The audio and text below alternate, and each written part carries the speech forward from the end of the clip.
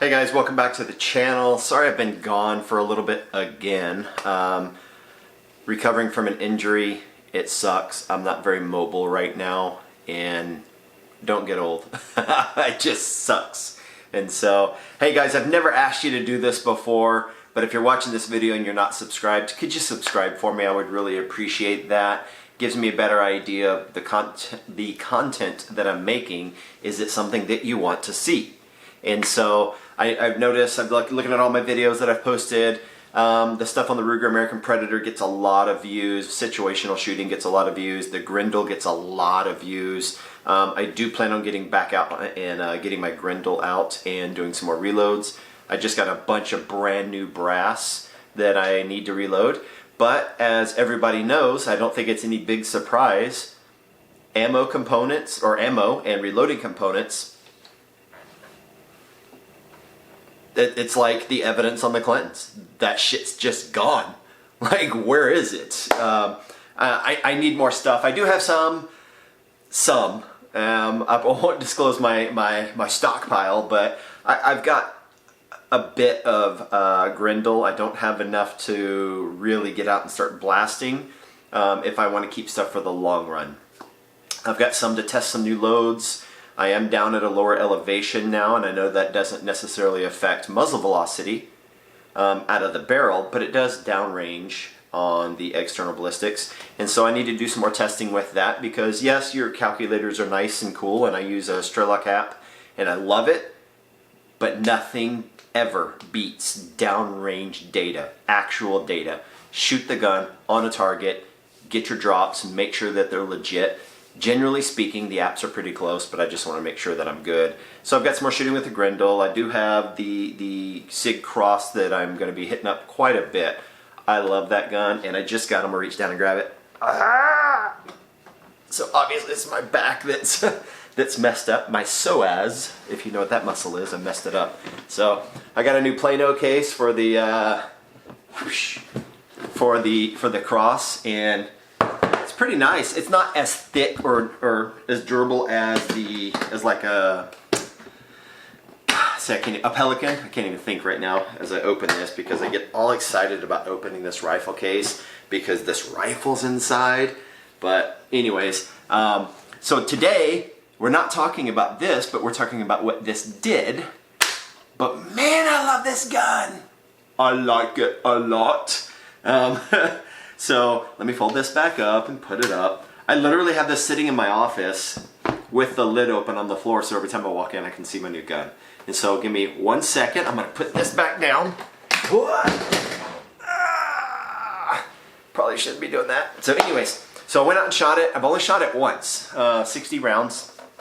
Got on target, got it zeroed and all that, and then I ripped it apart to show you guys in another video of all the parts and what it looked like and all that good stuff. So now I have to re-zero it, but I know what it's capable of. And I have a new zeroing technique I want to show you guys later, but it's so if you can track your zero with a graph, and then you can go back and change out scopes and everything, and you know where to zero it back in, and you're within an inch or so. That'll be another video because I have to make a new graph because I screwed up my last one. But anyways, so reloads for this. If you know anything about the Sig Cross, and if you have watched my other videos, you would know what this all is. But if you haven't seen this, that is a 16-inch barreled 308. That's short. That's a 32-inch case or 36-inch case, and that fits in there folded because it's so short. I think it's 28 inches or something like that, folded. And so anyway, 16-inch barrel, and so you'd expect to lose a lot of performance, a lot of feet per second down range on a barrel like that. And so everything I'm about to show you was shot reloads only. I don't buy ammo anymore. Hopefully never again, but we'll see. All reloads. I use Hornady match brass because I have a lot of it. I used IMR 4064 because I have a lot of it.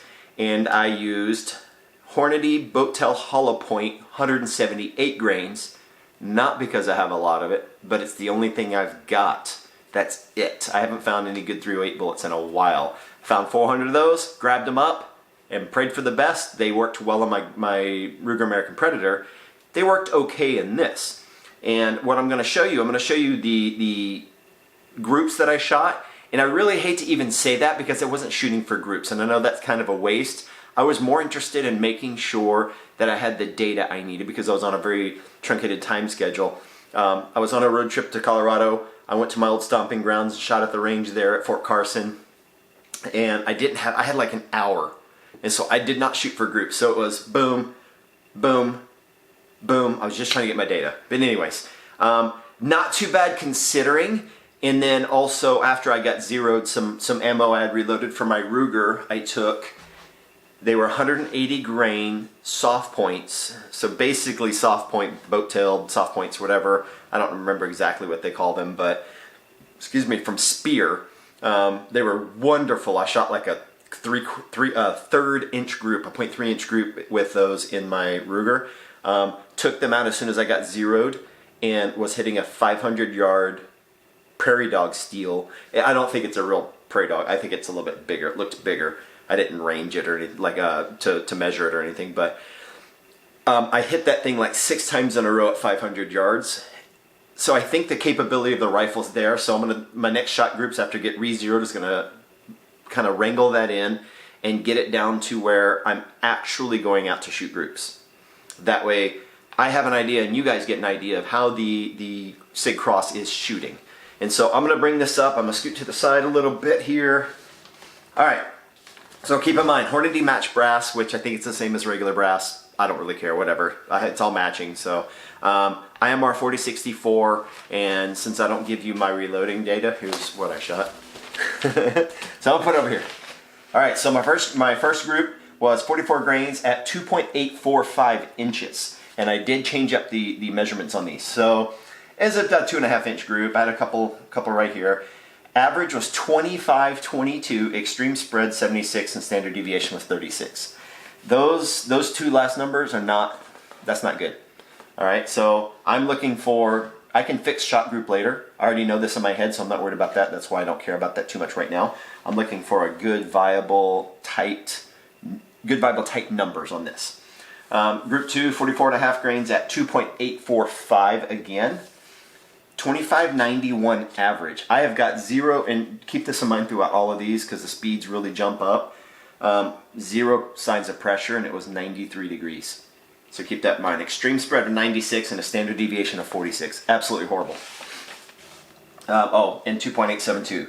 At 3.284 inches, I've got group number 3 at 44.5 grains at 2.8 inches. So what the 308 is actually calling for. And so we're starting to drop the numbers now. Average 2559. So I same powder charge as number 2, but I shrunk it back down and I lost a little speed. Not that big of a deal. Extreme spread was 46, standard deviation was 20. So we're bringing that in a little tighter now. And then this one, that was my best one. I'm not gonna sit there and like be all suspenseful. I'll wait till the end. This is the best one. Not necessarily group size, although it was pretty close. 2 inch group. Average is 2586. This is 16 inch barrel, guys. Remember that. Extreme spread was 26. Standard deviation was 11. I don't have precision reloading equipment. I've just got, there's decent stuff. I use an electronic scale and powder dispenser, things like that. I'm still measuring to the tip of the bullet. I need to get a ogive measurement tool and all that stuff. I'm going to do all that. It's just not been a priority. They shoot good enough. I'm a good enough kind of guy. So it's not a competition rifle. It's not a precision rifle. It's a more precise hunting rifle. Lightweight. But anyways, shot group number 5, 45 grains at 2.845, so we're out a little bit longer. That's a long load for a 308, but it fits in the magazine and it fits in the chamber just fine, and I haven't even measured the chamber yet. 1.3 inches, and keep in mind, all these were shot pretty fast, almost as fast as I talk. 2,580 feet per second, extreme spread 52, standard deviation 22, so we're losing a little bit of consistency here. And then at 2.3 inches, I did 45.5 at 2.8 inches. And that's going to give me 26.23 on the speed. Extreme spread 41, standard deviation of 17. Not horrible. I like that speed. That speed's really nice. So I think I'm going to play with that. I'm definitely going to play with shot group number 4 with the standard deviation of 11. And then my last one here, and I'm going to probably play this a little bit too. I got a lot I still need to do, but anyways, about 1.5 inches, not too bad. Average speed, 26.65 with 178 grain boat tail hollow point out of a 16-inch barrel. I'm not mad. Extreme spread was 28, standard deviation was 13. That 11 is better, however, 26.65, like that's good. That's real good. So that was 45.5 grains at 2.845. And so seating depth matters, powder charge matters, all that matters. And so we've just kind of have to finesse that a little bit. Plus, you know, these were, other than, let's see, 5 shots to, I fouled the barrel with 2 shots, I just shot them up into the hill. And then I did 3 shots. I got on target and I just walked it in really quick. I think, okay, that's not, I thought it was behind that target. It's not, it was something different. But, you know, I took 5 shots I fouled the barrel twice, like I said, 3 shots to get on target within 1 inch of the center dot on target. And then I just kind of left it.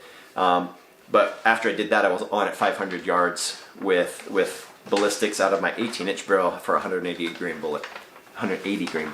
And so anyways, I'm really happy with the results. I'm really happy with the speeds I'm getting out of this. And so far, from one outing, just one, I'm safe on my pressure signs. I've got none.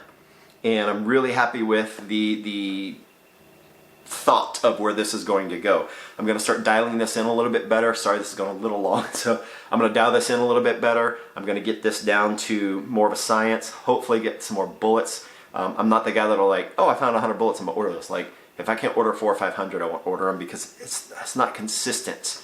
I'm going to keep, as soon as I start shooting for groups, I didn't shoot for groups on this, then I will do what I do with my Ruger. I will start saying, hey, this is what I shoot, and I like to do this for the life of the rifle. What is my average shot group for the life of the rifle? Not this is a 1/3 inch gun because I shot one group at that. I want the life of the rifle because I think it's more of an honest representation of that. And I love this gun. I like manipulating the bolt. I like pulling the trigger. I think I'm going to like it more when I can get out in the field with it. I'll be heading out to Colorado in 2 weeks if I can walk to get out there and do some scouting. I'll take the rifle with me, get some reloads, just go up high in the mountains so I can get data at density altitude of 13 or 14,000 feet. Because it's a big deal. Here, my density altitude on a good day is 2,000 feet. I live at 10 feet above sea level now. I used to live at 6,000 and shoot at about 12, 13,000 density altitude. I'll be at 9 or 10,000 when I go scouting for elk, and density altitude stays around 13, 13.5. Ballistics are phenomenal at that range. I will be supersonic in this rifle with the 178 grain if it's got a good BC, out to just beyond 1,000. Not bad for a 16-inch rifle. And it looks good, it feels good in the hands, and that trigger is really nice for me. Everybody's got their own, I like this, I like that, whatever. But anyways, we've gone too long, but I will have all that data out to you soon. Sorry it took so long to get out, and I'll try to stay injury free. And with that, we'll see you guys later.